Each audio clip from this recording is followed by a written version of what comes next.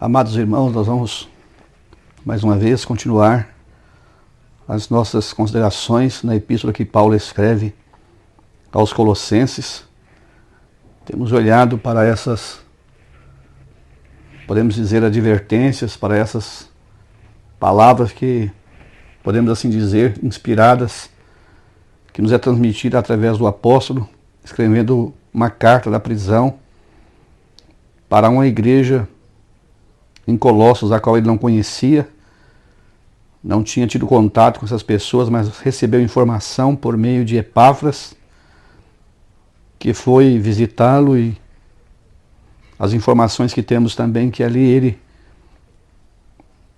foi preso. Nós não temos as informações precisas nesses sentidos, mas vamos olhar, irmãos, a partir do verso 3, ontem nós paramos no verso 2, vamos olhar do verso 3 ao 8, Graças damos ao Deus Pai de nosso Senhor Jesus Cristo, orando sempre por vós, porquanto ouvimos da vossa fé em Cristo Jesus e o amor que tendes para com todos os santos, por causa da esperança que vos está reservada nos céus, da qual já antes ouvistes pela palavra da verdade do Evangelho, que já chegou a vós, como também está em todo o mundo, e vai frutificando, como também entre vós desde o dia em que ouvistes e conhecestes a graça de Deus em verdade. Como aprendeste de Epáfras, nosso amado conservo, para que vós é um fiel ministro de Cristo, o qual nos declarou também o vosso amor no Espírito. É até aqui. Que o nosso Deus se digne de nos ajudar para apreciarmos essa porção da sua palavra. Nesses minutinhos que vamos meditar nessa boa porção da palavra de Deus, quero brevemente destacar, é impressionante a forma com que Paulo começa suas epístolas. Paulo, ele é cuidadoso, ele sempre vai trazer à memória dos seus ouvintes essa operosidade que o Evangelho traz. Paulo vai trazer à memória que ninguém é salvo por mérito. Paulo lembra aos salvos em Colossos, ele fala da graça de Deus, a graça salvadora, essa graça que operou eficazmente neles por meio do Evangelho e levando-os a uma fé salvadora para crerem no Senhor Jesus e depositarem nele, podemos dizer, a sua esperança. E então nós temos a partir do verso 3 a oração do apóstolo. Lembra que ele está na prisão, talvez na companhia de Epáfras, de outros. A palavra aqui é no plural, graças damos. Nós vamos lembrar que lá no capítulo 4, irmãos, ele vai falar de Epáfras. Como Epáfras, lá na cadeia, junto com Paulo, se preocupava em orar pelos irmãos. Orar em favor daqueles irmãos em Colossos. Eu quero brevemente, irmãos, dizer que nesses dias de recolhimento, muitos de nós, podemos assim dizer, por todo o mundo, por todo o Brasil, a igreja, podemos dizer, não reunindo coletivamente, no aspecto coletivo, para oração, para instrução, ministério, pregação, para o partir do pão. Muitos de nós podemos aproveitarmos esse tempo com uma forma, me permita dizer, com inteligência, orar por necessidades, orar por localidades, orar por famílias. Gastar esse tempo, irmãos, diante do trono da graça, com sabedoria. Então, Paulo começa falando com aqueles irmãos que ele não conhecia. Ele estava dando graças diante de Deus por aquilo que ele ouviu a respeito deles. E quero brevemente Paulo ouviu das virtudes que acompanharam a fé desses salvos de Colossos. E são virtudes que precisamos também ouvir daqueles que estão sendo salvos. São virtudes que devem acompanhar a vida daqueles que são salvos. A primeira palavra que nós destacamos do versículo 4, irmãos, é a palavra fé. O escritor aos Hebreus, no capítulo 11, versículo 6, ele diz: de fato, sem fé é impossível agradar a Deus, porquanto é necessário que aqueles que se aproximam de Deus creiam que Ele existe, e que se torna galardoador dos que o buscam. Lembra que eu falei que a fé dos irmãos em Colossos estava sendo atacada por falsos mestres? Os falsos mestres queriam atingir a mente dos irmãos em Colossos, que o Senhor Jesus não é suficiente para salvar totalmente o homem. Havia, me permita dizer, instruções por esses falsos mestres,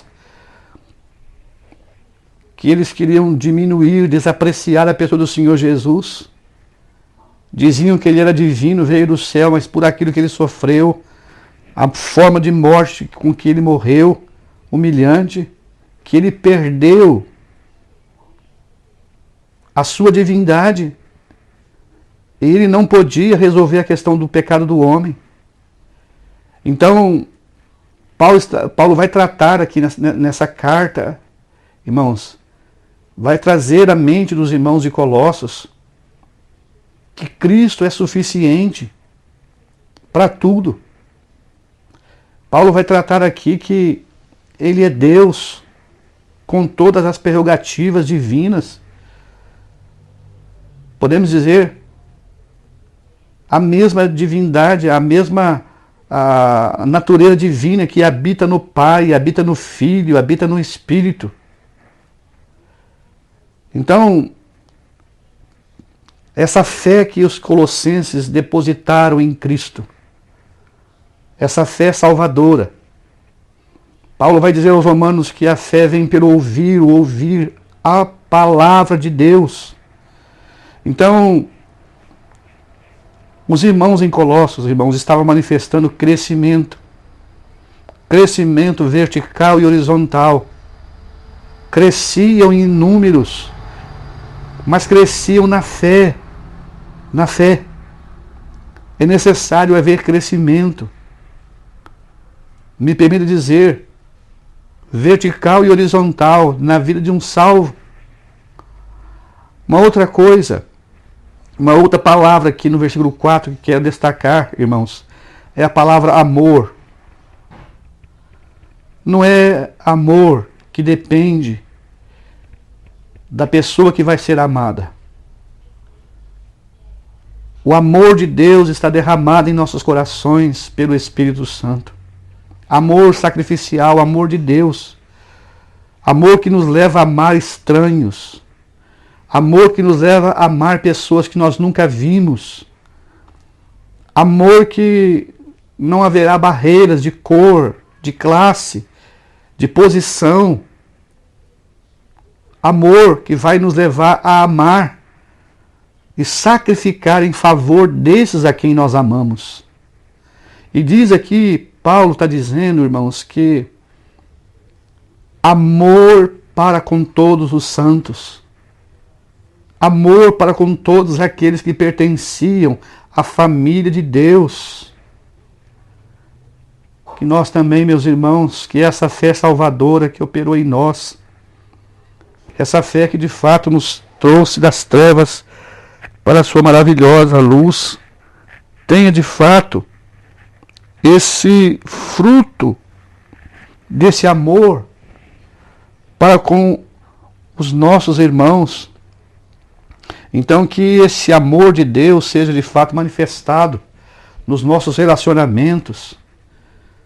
Ah, meus irmãos, quantas das vezes estamos presos em nossos sentimentos, em nossos egoísmos, e esse amor de Deus muitas vezes é escondido por causa do nosso ego, Por causa de coisas tão banais, tão pequenas, deixamos de manifestar esse amor na família de Deus. Mas quero caminhar mais um pouquinho. A palavra esperança, por causa da esperança.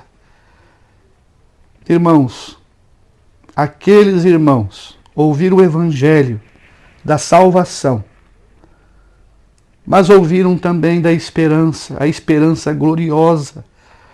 O apóstolo Pedro vai dizer a esperança viva, a esperança por causa da ressurreição do Senhor Jesus. Pedro fala que o seu apostolado vinha da esperança, porque foi depois da ressurreição do Senhor Jesus que Pedro teve aquele encontro glorioso lá no capítulo 21 de João. A esperança de que há perdão para alguém que falhou, que errou, que caiu, como Pedro. E ele escreve dessa viva esperança. Ele fala que por causa da esperança que estava reservada nos céus, nós precisamos ouvir dessa esperança. Essa esperança que nesses dias, meus irmãos, alimenta o nosso coração. Nesses dias de recolhimento, nesses dias, podemos dizer, que o terror se espalhou pelo mundo por causa dessa pandemia de tantas mortes. Os cristãos têm a esperança viva. Lembra que eu falei ontem? 2 cidadanias.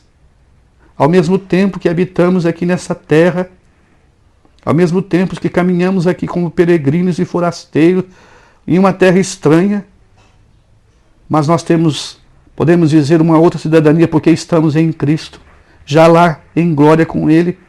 Deus nos está vendo lá agora, posicionados, assentados com o seu Filho. Isso é esperança. Esperança nas coisas que não se vê, mas se espera, como diz o escritor aos Hebreus. E diz Paulo aqui que nos está reservada nos céus. É algo que o Senhor fez para nós, através da sua morte no Calvário, da sua ressurreição. Essas conquistas, elas estão lá guardadas, onde a ferrugem e a traça nada pode corromper, elas estão guardadas, reservadas para nós nos céus. E eu quero usar agora as palavras. Então, falamos de 3 palavras: fé, amor e esperança. 3, podemos dizer, 3 virtudes que devem acompanhar o coração de um salvo e os corações de uma igreja local. Agora, observe bem o que Paulo vai dizer aqui. Vamos caminhar brevemente aqui. Versículo 5 ainda, bem no finalzinho, ele vai dizer, depois de falar da esperança reservada nos céus, da qual antes ouvistes. Olha bem o tempo aqui do verbo passado. Eles ouviram o evangelho pregado por Epáfras, pela palavra da verdade do evangelho. Irmãos, o evangelho que os falsos mestres estavam trazendo, podemos dizer, um falso evangelho, uma falsa esperança. Mas aqui Paulo está dizendo palavra da verdade. O evangelho, ele traz verdades preciosas. O evangelho fala do estado pecaminoso do homem, do seu estado de morte, de miséria, sem engodo, sem mentira, sem falsas promessas. Isso é o evangelho. O evangelho não fala para o homem de prosperidade, de vida farta. O evangelho traz essa verdade, essa declaração, essas boas notícias do nosso estado miserável diante de Deus. Então, palavra da verdade. O evangelho é a palavra da verdade. Um conteúdo de doutrinas acerca da depravação nossa pecaminosa diante de Deus. Mas nos traz também a solução que nós podemos encontrar em Cristo. Caminhamos mais um pouquinho. Paulo vai dizer, já chegou a vós como também está em todo o mundo. Paulo não estava de forma alguma falando que o evangelho havia atingido todos os continentes, mas lembra de Atos capítulo 2 que haviam pessoas de todo o mundo, de diversos lugares, que voltaram depois de ouvir aquela pregação, salvos. Os que foram salvos no dia de Pentecoste, ouvindo a pregação de Pedro, espalharam essa boa palavra. E qual foi o resultado? Paulo vai dizer aqui, vai frutificando. Irmãos, o verdadeiro evangelho, ele vai produzir vida. Vida. Vai frutificando.